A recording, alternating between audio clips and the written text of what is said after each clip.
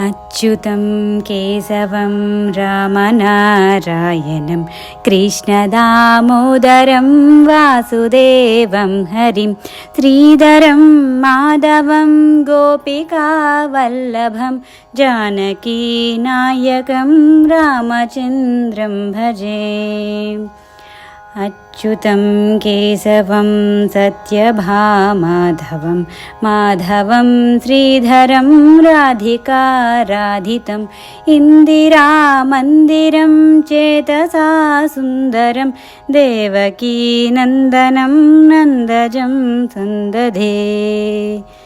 विष्णवे जिष्णवे सिंकिने चक्रिणे रुक्मिणी रागिने जानकी जानये वल्लवी वल्लभायाचितायात्मने कंसविध्वंसिने वंसिने ते नमः। कृष्ण गोविन्द हे रामनारायण श्रीपते वासुदेवाजिता श्रीनिधे अच्युतानन्त हे माधवादोक्षजा द्वारकानायका द्रौपदी रक्षका। राक्षसाक्षोभितः सीतया शोभितो दण्डकारण्यभूपुण्यताकारणः लक्ष्मणेनान्वितो वानरैः सेवितो अगस्त्य सम्पूजितो राघवः पातु माम्। धेनुकारिष्टः निष्टकृद्वेषिणां केशिः कंसहृद्वंशिकावादकः पूतना कोपकः सूरजाकेलनो बालगोपालकः पातु मां सर्वदा।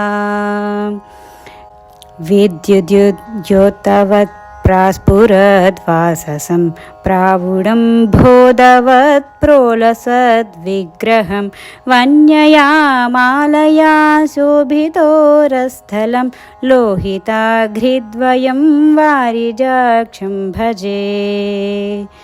कुञ्चितैः कुन्तलैर्भ्राजमानाननं रत्नमौलिं लसत्कुण्डलं घण्टयोः हारकेयूरकं कङ्कणाप्रोज्ज्वलं किङ्किणी मञ्जुलं श्यामलं तं भजे।